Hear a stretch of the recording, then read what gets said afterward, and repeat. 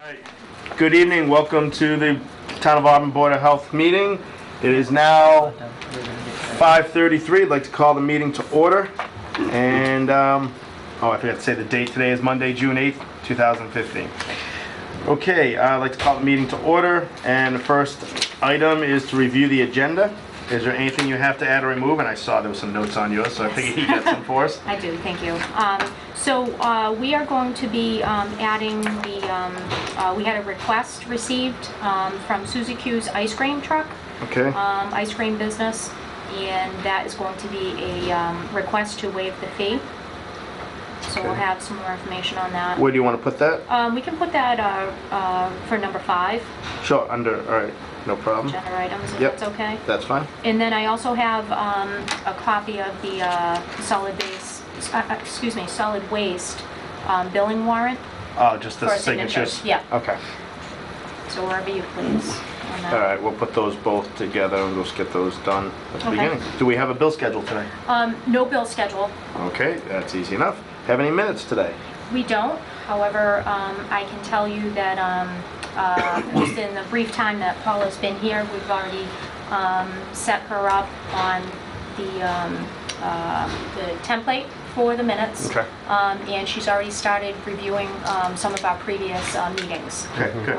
So we should have some minutes for we you. can test her on them? What happened on July 17, 2013? She hasn't done that one. She's working on the April meeting. But we will have some minutes for you Okay. for the next meeting. Sounds good. So she's already working on that. Okay. Why don't we go right into Suzy Q's if we don't have any dissension on that? Okay. The Suzy Q's is a licensed mobile food vendor for ice cream. And I'm going to turn it over to Eileen because I believe there was an event that Suzy Q's was at earlier this year. And there's some requests to consider what they've already paid towards an annual permit. Okay. Was that in the package? No? I didn't Or something different? Okay. Yeah, I have the request right there. Yeah. That's the written Right. request Okay. that he sent in. The other items are not in your packet. Eileen's going to explain those. Suzy Q's did a temporary event at the high school that Kristen ran for Special Olympics, and our temporary food event fee is $50. Their truck was not ready to be inspected for a street ice cream vending machine route. However, they had all the paperwork in order for it, but because I couldn't inspect the truck, we did them as a temporary food vendor for that event. And they asked that we apply that $50 towards their truck permit. So they completed all the paperwork and came in for their inspection in the middle of May, and sent with that a letter asking if we would allow the $50 they paid in March to us to be put towards their $100 fee for their ice So cream. if the truck wasn't ready, what they used at the event? They set up a table because it was inside Special Olympics event. Oh, it was the indoor. Okay. Yeah. Um, But had they been an ice cream vendor, they would not have had to pay me for that event. yeah. So this is their first year in town as a mobile truck, or they? I think years ago, they were. they did some, they had a mobile permit. I don't know if they did streets or just events. Okay. This year, they've decided that instead of taking just the event route, they might do some street vending. So they actually, they've had a municipal permit to do streets from the town of Charlton, that new ice cream vendor municipal permit you need to get. Yep. For 2 years. Since it went into effect, they've had their municipal permit, and they've been sending it in with all their other packages, So you have the Corey Story, all that stuff. everything. Okay. And they're posting their picture inside. Yeah. They wear around their neck and when you're standing at the window, it's husband and wife, both of them are right there in the... Okay. I mean, if they're meeting all the code, if they're meeting code, and I don't see a problem with that.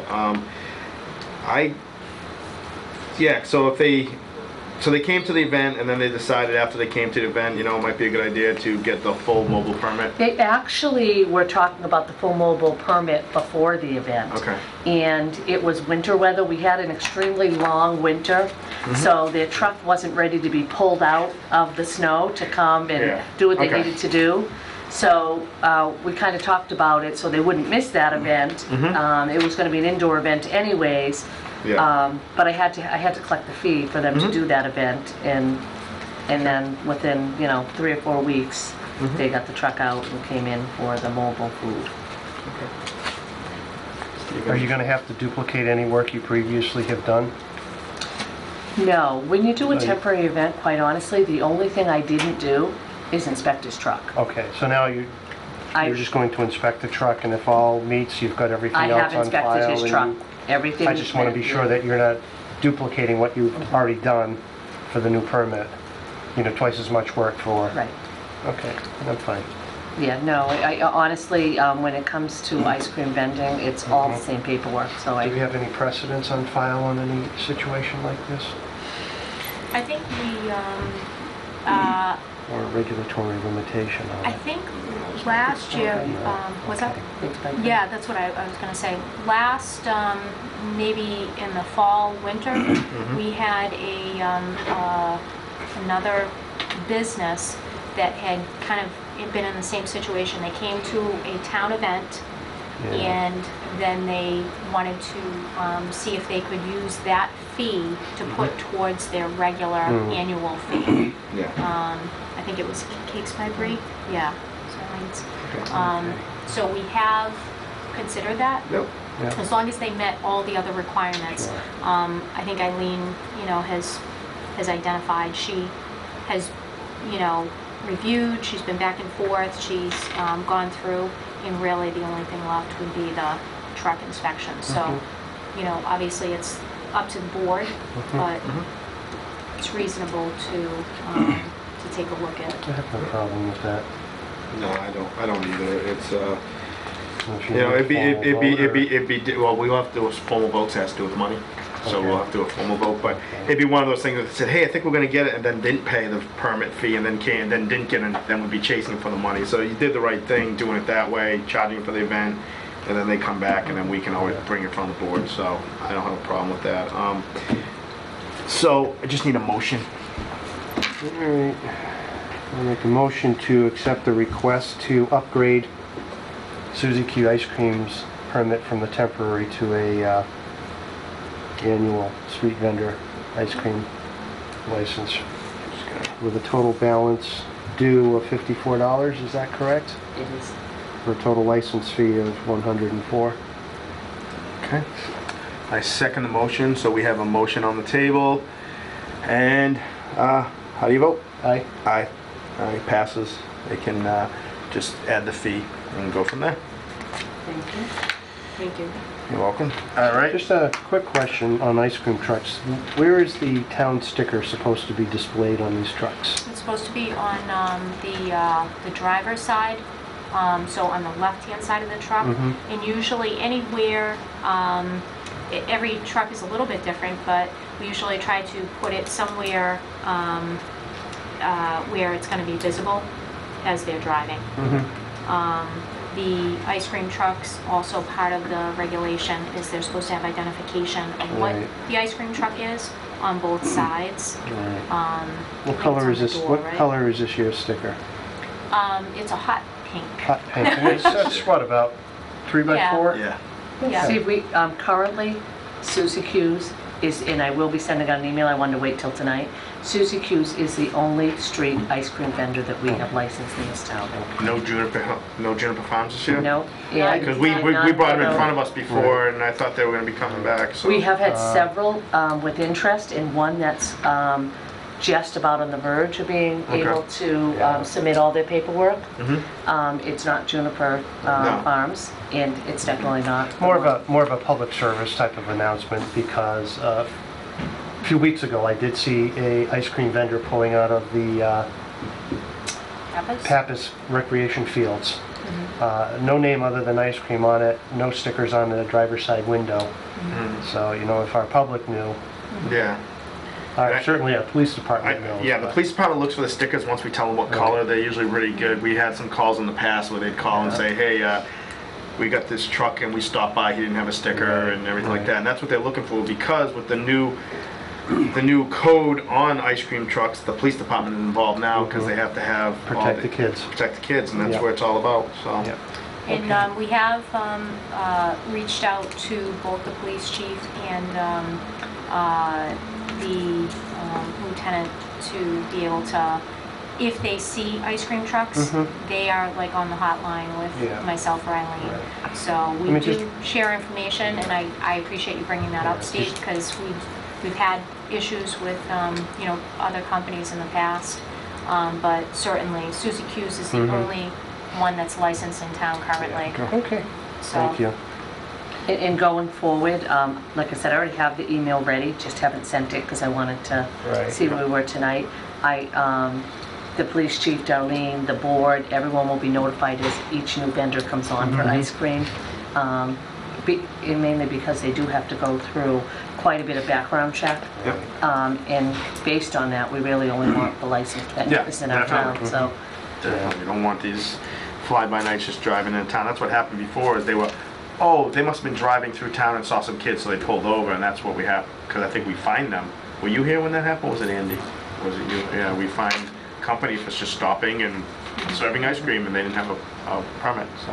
I mean, this one, for this particular vendor, correct me if I'm wrong, Eileen, but this is for prepackaged ice cream. Some vendors, some ice cream vendors might actually have soft serve on it. Yeah. So then it becomes another layer that we have to make sure that we're Monthly getting, test. Right. monthly testing results, making sure that those are compliant, because as we know, the soft serve tests are really important. So Eileen's very good at making sure that everybody's up to date on those. But this one is for prepackaged only. Okay. But All right, signatures for the warrant. wonderful, thank you. All right, so this one doesn't need a vote, this one's just signing. So we got a 5,033 bills in the amount of, wow, $543,801.33. Make sure I pay this time. Kind of goes on the counter and I forget about it. Yep. Thank you very much. for that. So the next item is correspondence. I see most of the correspondence we got was on septic. Yes, absolutely.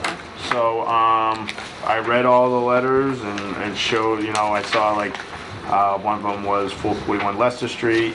It was more or less the legal boundaries not shown on the plan. You don't have this, you don't have that. So, I mean, unless there's anything really big that needs to come up, there's nothing we need to make any, I figure these are just notifications, just letting us know what's been going out. They are. So Okay. obviously you can see we're pretty busy this time of year with septic. We have Even several- worse this year because of the snow. So we had obviously a late start with the weather not cooperating in the beginning of the year, and even, I mean, up until a couple weeks ago, the heat's still been on. But we do have several installations going on, and we're working on upgrading, several properties. We do have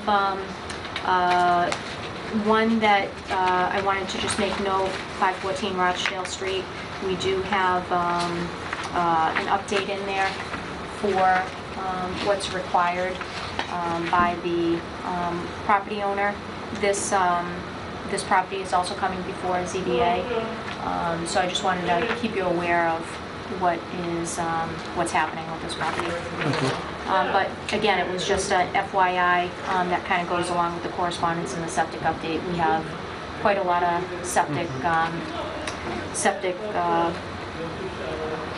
repairs going on and upgrades. The next item is animal control. Yep. I wanted to just give you an update since the animal control officer has sent out, let me just make sure I get this right. She has sent out over 2,000 letters for licensing. So in the past several years, as you know, we did not have that as a full-time position, and we're fortunate to get it back to a full-time position in the beginning of the year. The animal control officer, Amy Contois, started. So a lot of what we are sending out are records, are notices to get dogs licensed and to also update our records. So we've gotten several calls for people that maybe have, maybe the dog has passed, or if they've gone to a new home. So we've gotten a lot of calls. We've been able to update our town records on the dog situation. She is working closely with the town clerk because they come in to license through the town clerk's office. So at this point, we have almost 1,500 dogs have been licensed, and that was as of last week. Is this I'm sorry, direct result of her letters, or is this a total count? Well, this is a total count. Okay. Okay, of what we have licensed, but just to give you an idea, I also had her look at last year. At this time, we had, or thereabouts, we had 1,277 dogs were licensed for all of 2014, so we're already above that. And I can tell you that that number is growing every day because of the letters going out. So they didn't all go out at once. We had a lot of help from our senior volunteers sending out, groups at a time. So we wanted to just give you an update that we are really kind of pulling some stuff together on there. Obviously, there's a lot of records to update, but at least it's a start. Anything that's not current as of July 1st would get a delinquent fee. Okay. I also did want to pass on some good news that the animal control officer has completed her training. So she is a certified animal control officer, recognized by the state. So we're happy to report that. So she has been obviously quite busy in the short time she's been here. Continue. Just Okay. run through them. So solid waste update. I wanted to let you know that the contract for the solid waste is being reviewed and finalized. As you know, our 5-year agreement is up at the end of the month. We have chosen a solid waste provider for collection, and that's going to be Republic Services. The Solid Waste Advisory Committee has been doing a lot of work over the past year to work to get the best available contract. So we'll be able to give you at the next meeting. We'll be able to give you hopefully a copy of the contract. Central Mass Mosquito Control, we are all of a sudden in summer. It kind of snuck up. In your packet, I think I gave you the Central Mass Mosquito Control. They send out their notifications.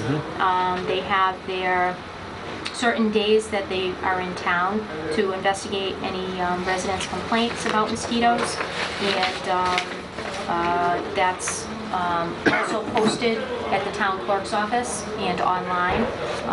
So if somebody has, some concerns about some standing water or wants to have their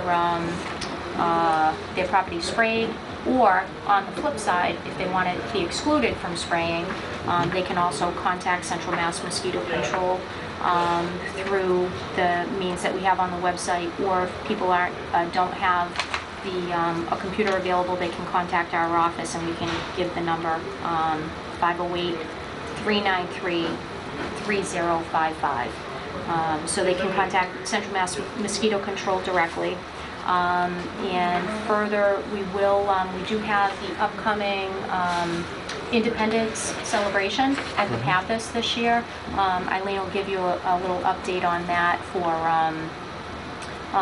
for our vendors. We have quite a few vendors above what we had from last year, and so she'll give you an update on that. But we're also going to proactively do some spraying through Central Mass Mosquito Control just to kind of reduce the populations for mosquitoes for that event. Just because we have, I think we had close to 5,000 people last time, and it seems to be growing each year.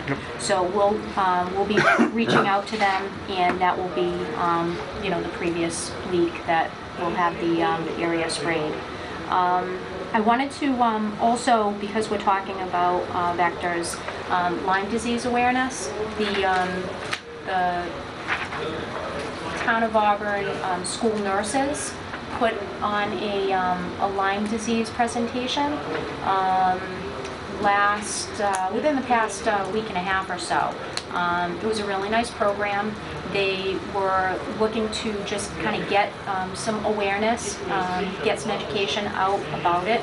And the Central Mass Lyme Foundation had come and provided a nice PowerPoint. They also had some educational materials that they had put out for people. There were probably, I want to say, maybe 30 to 40 people that showed up. It was nice. And El Said, I think, was the coordinator. Very nice presentation. I think that it's good that people be aware that Lyme disease is something that has expanded, to just be aware, to make sure that people are checking themselves for ticks, because it's something that if you're not paying attention to it, and you're not staying on top of it, and your kids and your pets, it's something that can really take over. So I just wanted to at least mention it. It was nice to be included and to attend. The Mass Department of Public Health Bathing Beach update. Every year the state sends out their update for bathing beaches, and they have here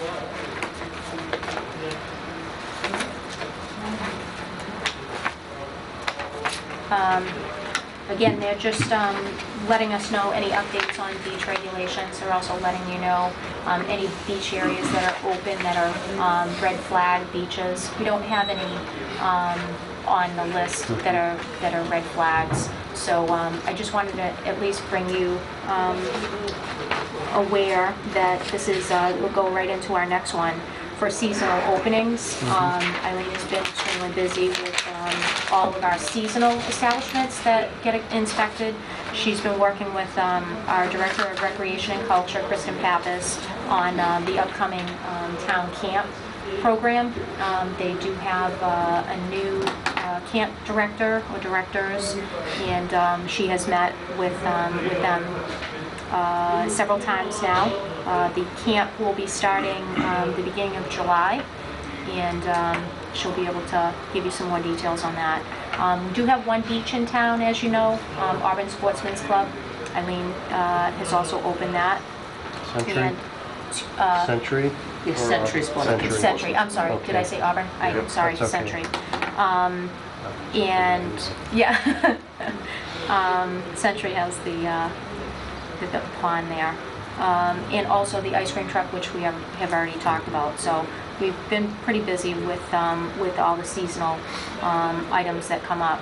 The conflict of interest training, I think I just wanted to also mention, I think I've already gotten both of your certifications, so just to make sure that we're all up to date.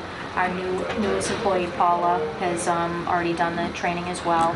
So we're just trying to keep everybody up to date with all the requirements. And as I'm happy to report, Paula Conway is our newest clerk. We are thrilled to have her. She went through an intensive interview process, she might say was a little intimidating, but we tried not to be intimidating. But she's already, just in the short time she's been here, asked a lot of questions, is taking a lot of initiative to try to figure out ways to improve things. Eileen has been very key on training her on what's required for the position, because obviously, you know, we were kind of everybody running around trying to cover since we lost our former Paula. So we are happy to have Paula here, and we welcome her aboard. And that's good. I don't have to learn a new name when I call. Yeah, old Paula and new Paula. Paula 2.0. That's Yeah. my name, New Power. That's what I'm getting. That's right. My name's Ray, but I'm the new Steve in Westboro. Because I have his position. Okay. All right. Do you have any questions? I know I kind of went through that fast, but... No, I don't think there was anything Just the major. facts. Yeah, exactly. Let's keep moving with the facts. All right. Back in. Next up, inspections. Eileen's going to give you an update for the items here, and also while I was on vacation. She had a very, very busy week. Yeah, Darlene can't go on vacation anymore. If anything happened, it happened while she was gone. So we did have an emergency inspection in town. We had, the fire department was called to a site for a suspected gas leak. And, well, we really couldn't determine that it was a gas leak. There still was something in the air that was making some of the employees ill. And through, you know, some additional testing from hazmat and stuff, we found that there may have been something in the air. So the establishment, they did work with us after we went out there, and they were cooperative and had a industrial hygienist come and do some testing on their piping to make sure that there was nothing within the plumbing system, and they did some air quality tests, and they were closed for about a week. All the tests came back fine, and they were able to reopen at the beginning of last week. They were able to reopen again. So it did span over about 10 to 12 days, but it's now good, and we know that all their customers and employees are healthy. So for the ice cream trucks, we have one that is fully inspected and licensed and able to be on the streets, although I don't think they're on the streets right now. We have had several inquiries, and I have done packaging and had meetings with about 3 more. Whether they come to fruition or not, I don't know, but it's still pretty time consuming. Like Ray said, now that we have the extra layer that they have to go to the police and then come back and then get a transient vendor and then come back. And so I do have 3 more pending files, and it's going to be a warm summer, so more ice cream for everyone. The Independence Day celebration, we have many large food vendors. Like, we have people that are taking up 4 spaces and bringing, you know, a lot of trailers. So we just really got underway with that. We have about 3 more weeks to pin everyone down and work with them so that they're compliant. So that's probably our biggest event right now. The summer camp opens, like Darlene said, in July. We've had 2 camp meetings with the new directors. Everything will be similar to last year, except they will do some off-site trips this year. So they have one more layer added to it for the state, because they have different guidelines if they leave their licensed site. For establishments, I think you had remembered that Plum 99 was closing for some cosmetic type renovations, and they did open. They were only closed for about 5 days, and they did a great job. The place looks wonderful, and they did a nice annual cleaning while they did it. So they're opened up again. And the normal temporary events that are happening in the summer are just sporadic as people are doing events. We right now I'm working to find out, last year at this time, the school did a real big Relay for Life with the students that kind of piggybacked on to Lemansky Park's summer Relay for Life. And we haven't really had any contact, so I don't know if they're actually going to do it. If they do, it's in about 3 weeks, so we're waiting to hear back on that. When are seasonal applications due for permitting? Like seasonal vendors, like a Ronnie's or something like that that only open half the year? So we send out our regular annual permits in November, and then we hold the seasonal permits till February because they were putting them aside. They'll lose them. So we would send them out middle of February. I don't think, based on some absences, I don't think they were sent out till the end of February, maybe the first week of March, to all of our seasonal vendors. Okay. So, all right. I just want to make sure we're still following the same procedure that we do with the year rounds. That if they don't pay, before they open, they can be closed down. We can walk in and say, look, you don't have a permit. You need to shut down until you come and get a permit. After 30 days, actually, I think it's after, I can't remember what our policy says, if it's after 2 weeks there's a fee, and then after the third week or fourth week, or however it goes, we need to look into that and make sure that anybody who's late, if they haven't opened yet, I can understand if they're not open until July 1st and their permit application should be in at least 2 weeks before they open. Absolutely. So if this isn't happening, then I think we need to take a stand again like we did in the past. I think when Darlene was working here as an inspector, we had like 10 or 12 places that didn't pay till September on regular, and then we got them all in line, and now everybody's paying on time. We have 1 or 2 stragglers. We need to do the same thing with temporary, or not just temporary, but these are seasonals. They have to realize that if they're open a short period of time, they need to dot their I's and cross their T's, because we need to keep everybody, we have to have the same thing for everybody. And one of the things with seasonal, and it's not that we have all that many, Ray, but they stagger. So you have some that are... 1 may open in April, 2 may open in May, and I get that. I run into the same thing. Middle of April, end of May, so you kind of gear up, and my calendar looks like I'm looking for this now, and I'm looking for this now, and you kind of go through. So it's pretty evident if... Yeah, I just want to make sure people aren't opening without. I think it's a finable offense, actually. If you're opening without a permit, it's illegal. And I want to make sure that if that's happening, that we're stepping on these people and saying, hey, look, the Board of Health says that you can be closed down, and make sure they're where they need to be. We don't need a kid getting sick, and then it comes down to, well, the Board of Health didn't permit them or didn't do an inspection. Why not? Because somehow or other it's always going to come back to us. So we need to make sure that we're on top of it, and if we have to drop the hammer, we drop the hammer. I mean, we've played nice for many years, and I think now that we're starting to get bigger and the town is growing and there's more businesses in town, we can't be, patting people on the back and saying, hey, when you have a chance, get that into me. Now this is the way it's got to be. Everybody has to follow the same procedure, and I understand the seasonals are 3 to 4 months later, 5 months later than the others, but we still have to make sure that we hold them to the same standard as we hold everybody else.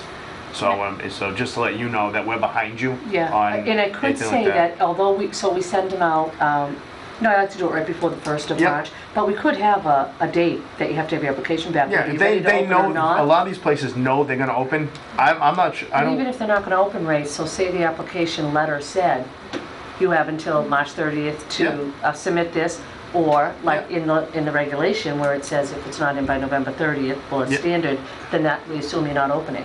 Yep. You have to reapply all over again. And I have no problem with that, because then you can make them do a plan review. If they don't, you could say, okay, you have to, because you've been out of business for 60 days because you were 2 months late on that, we need a plan review. We need, all this stuff again. We have to go through the whole process, because I think, most places know they're going to open. It's just with the weather, they're like, oh, we're not going to open this weekend because it's going to be raining, so maybe we'll open the next weekend. They know they're going to open most of the places we have in town. The driving range, he knew he was going to open this year, but because of the weather, he didn't open till almost the end of May. And sometimes they're open in February when the weather's good. So they know they're going to open. Date like March 30th, your application's in, and then we send them a letter, you must notify me within 7 days of your opening inspection. Yeah, I mean, because that's one of those things, if they're going to open earlier than that date, then get it in before you open, and that makes sense. I just want to know, you have our support on anything like that because we want to make sure everybody's permitted before they open.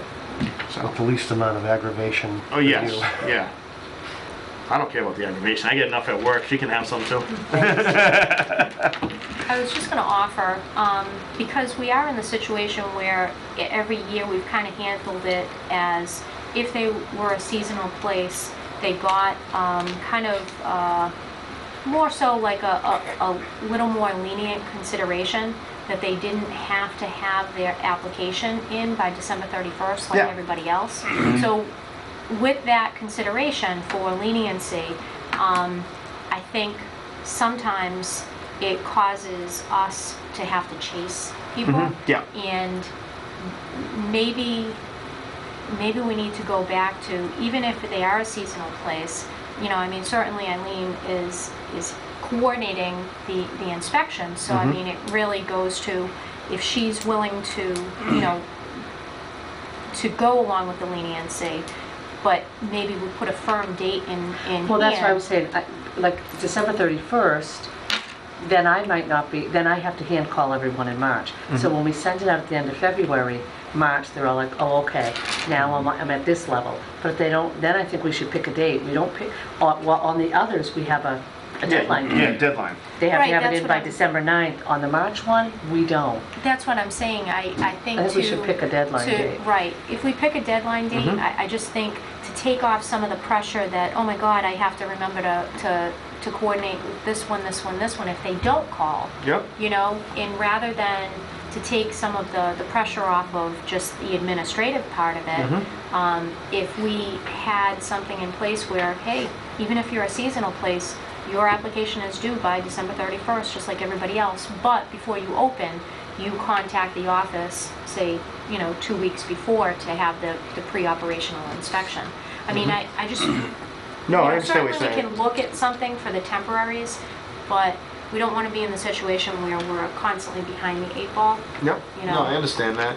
I just think having been in that business also in my past life, that sometimes you're not thinking about that at Yeah. Christmas time. I think what Eileen's saying is maybe taking those 8 to 10, do we have that many? And putting them and then saying, okay, we're gonna send out their paperwork, you know, after the other paperwork comes in, and you like say everybody else has to be in before December 31st, you get all that in, okay, those are all in, I can start setting my calendar for that. Then you can say, okay, now that all that's in, now let's do these and have a separate date. So we're gonna mail those out by the beginning of February, give them 45 days, so we get them out by February 15th. With the late dates, just like December 31st has, if you're not in by this date, here's your I late think fee. if we, To a late I think if we separate them out and do your year-round and then do your temporary, or not temporary, your seasonals, it separates, because if they're lost in that whole lineup, you know, even though there's 8 to 10 of them, they're gonna get lost, I think. So I see a lot of towns doing this, they separate those out, and then they just say, hey, look, you have to have them in, because you know, your camp, well, you guys, we don't have like camps here, and like on the lakes and everything like that, but camps in Sutton are due by April 30th, and seasonals in Sutton are due by April 30th, and you know, in Westboro, I think they're all due by April 30th for seasonal and camps, and then when we do the summer camps, those are all due, those applications are due by the end of May. So we have to stagger them, so they're not all your applications are going out at once.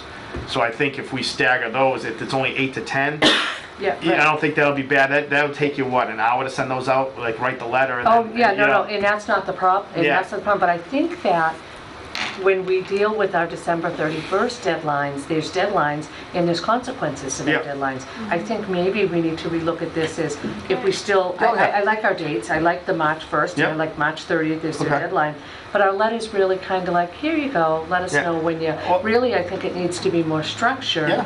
Here's your deadline, and you're gonna follow the same. And that's what we did with the yearly ones, is we kind of made it, we got on top of that one, but at that point, we didn't realize there was an issue with some of these seasonals, and I'm hearing now that there are. So I want to make sure that they're being held to the same standard as the yearly, because they need to be inspected twice. Even if they're only open 5 months, we should be there the first month and we should be there sometime in the middle. I tell that to people, they're like, well, I'm only open 4 months. And I said, yeah, but the state says I can inspect you twice a year. I'm inspecting you twice a year. So, yeah, we're behind you, and if you want to put something like that together and you guys go over it and see what you want to do, bring it in front of us. Actually, it's something like that, I don't think you have to. I don't think the dates of the permits have anything to do with us, but we'll back you up on all the other stuff. All right, am I right? Yeah. So I don't mean to talk for you too. So. I think that's No, I mean, helpful. why put everything in the same pot on December 31st, you know? Exactly. And like you said, if the seasonal business owners aren't even thinking about things until after, you know.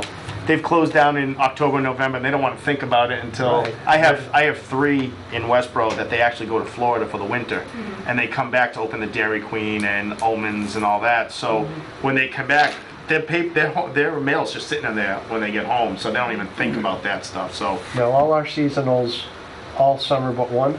Or do we have a couple winters? we don't have any winter seasonals, do we? Well, We have some, ice rink, that's a winter seasonal, right? He doesn't serve food during. They're year-round. They're year-round, he Yeah, serves they're year-round? year-round. Okay. But we have a couple seasonals that run longer than what you would anticipate, like Coco's really only closes for like 2 Oh, months. Yeah, December and January, We something have, like yeah, that. Fusion Right. at the mall only does ice cream in the warmer months. So while they're open, their ice cream license is seasonal. seasonal. Okay. Yeah. So, we have a couple sporadic ones that are in there. And the rest are like in April till October or Yeah. May till October. All right, didn't mean to hijack your stuff. Is there anything else under inspections you need to go over? No. Any new establishments? No. Just some interest. We have, with some interest, we do have an establishment that's just changing hands, nothing's changing with it, a convenience store. Okay. So a new owner's gonna come in and keep it exactly the same. So it'll, really won't be all of the background paperwork, just the inspectional component will be used, but we have had a lot of calls.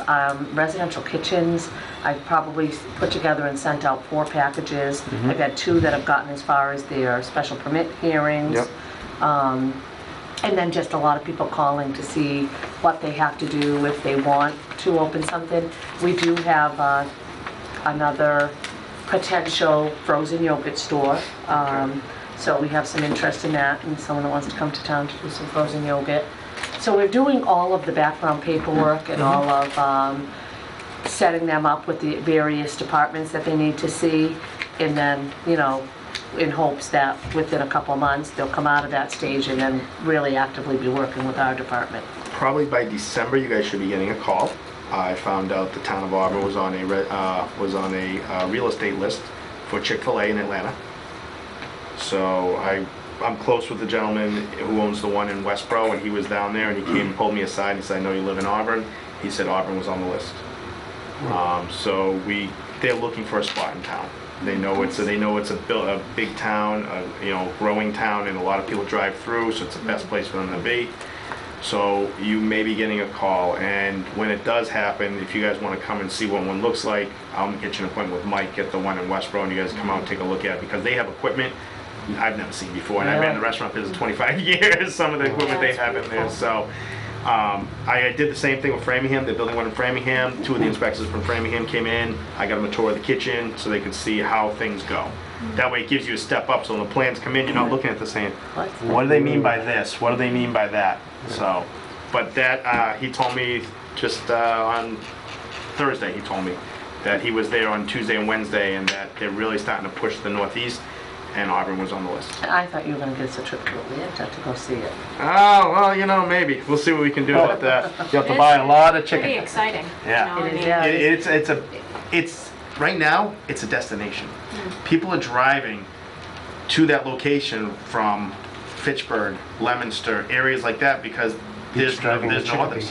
Yeah, beats driving Chicopee, definitely, because there is no other one in Central Mass. I mean, Chicopee's in Western Mass, so, and it's not in a great location either. It's a tough location to get to. So they just put a new one in New Hampshire a month ago, 2 months ago, I think was Rhode Island, and 3 months ago was Connecticut. So they're building. Yeah. They're building big. And they're putting 3 more in the Boston area. Wow. So, all right, that's just coming down the pike, literally. Nice. The pike coming in. Okay, so we're all set under B, so communicable diseases, any report? Yep, so I have 2 reports from Cheryl. We have April and all of April and May to the beginning of the month. Yeah, that's all you. Doesn't mean much to me. I just look for the numbers. Well, me too, but...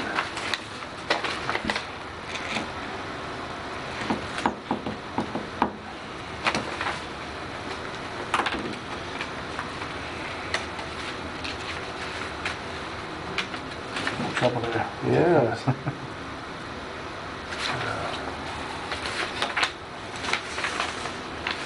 What it is.